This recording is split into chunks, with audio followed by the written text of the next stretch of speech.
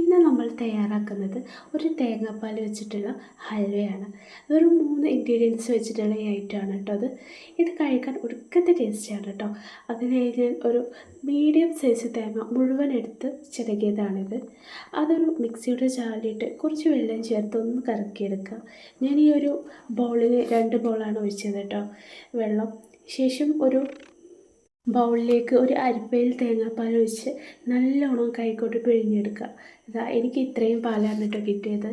ഞാൻ ഒന്നുകൂടെ ഒരു 2 ടീസ്പൂൺ വെള്ളം ചേർത്തിട്ട് ഒന്ന് കട്ടിക്ക് തന്നെ 2ാം പാലും അടിച്ചിട്ട് ഇതിലോട്ട് ഒഴിച്ചിട്ടുണ്ട്. പക്ഷേ അതിൻ്റെ വീഡിയോ എടുക്കാൻ വിട്ടുപോയതാണ് കേട്ടോ. ഇനി ഒരു കപ്പ് നിറയെ ഓട്സ് എടുക്കുക. അത് മിക്സിയുടെ ജാറിലിട്ട് നന്നായി പൊടിച്ചെടുക്കുക. ഇനി മധുരത്തിനായി നമ്മൾ ചേർക്കുന്നത് ശർക്കരയാണ്. അതൊന്ന് മെൽറ്റാൻ വേണ്ടിയിട്ട് വെക്കാം. ശേഷം നമ്മൾ മാറ്റിവെച്ച തേങ്ങാപ്പാലിലേക്ക് പൊടിച്ച് വെച്ച ഓട്സ് പൊടി ചേർത്ത് നന്നായി ഇളക്കി യോജിപ്പിക്കുക. ഇനി നമുക്ക് ഹൽവ പരിപാടി തുടങ്ങാം കേട്ടോ. അതിനായി അടികട്ടിയുള്ള ഒരു നോൺ സ്റ്റിക്ക് പാത്രം എടുക്കുക. അതിലേക്ക് നമ്മൾ നേരത്തെ ഉരുക്കി മാറ്റി വെച്ച ശർക്കര പാനി അരിച്ച് ചേർക്കുക. ഇതൊക്കെ നമ്മൾ ശർക്കരയിലെ വേസ്റ്റാണ് കേട്ടോ. ഇനി അതിലോട്ട് തേങ്ങാപ്പാൽ ഓട്സ് മിക്സ് ചേർക്കുക. ഇത് ഒഴിക്കുമ്പോഴേ ഇളക്കിക്കൊണ്ടിരിക്കുക കേട്ടോ. ഇനിയാണ് നമുക്ക് ക്ഷമ വേണ്ടത്. ഇളക്കണം കേട്ടോ, കൈവിടാതെ ഇളക്കണം. ഫ്ലെയിം ലോയിലാക്കിയിട്ട് നമുക്ക് മധുരം ബാലൻസ് ചെയ്യാൻ വേണ്ടിയിട്ട് കുറച്ച് ഉപ്പ് ചേർക്കുക. ശേഷം നന്നായിട്ട് ഇളക്കണം കേട്ടോ. വെള്ളം വറ്റാറായി ഈ സ്റ്റേജ് എത്തുമ്പോൾ നിങ്ങളുടെ കയ്യിൽ എന്ത് നട്സാണുള്ളത് അത് ചേർക്കുക. എൻ്റെ കയ്യിൽ ബദാമാണ് കേട്ടോ ഉണ്ടായിരുന്നത്, അതുകൊണ്ട് ഞാൻ അത് ചേർത്തു. ഇതെല്ലാം ചേർക്കുമ്പോൾ ഫ്ലെയിം നല്ലോണം കുറക്കണം കേട്ടോ. എന്നിട്ട് നന്നായി മിക്സ് ചെയ്യുക.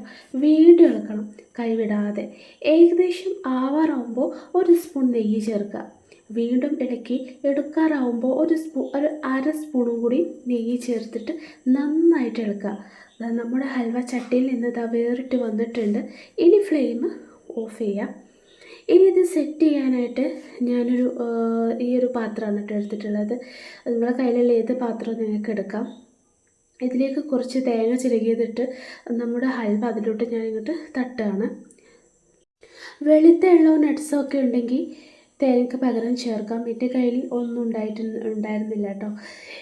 ഇനി സ്പൂൺ വെച്ചിട്ട് നന്നായിട്ട് പരത്തിയെടുക്കാം. ഇതുപോലെ വേണമെങ്കിൽ കുറച്ച് തേങ്ങ മുകളിൽ ചേർക്കാം.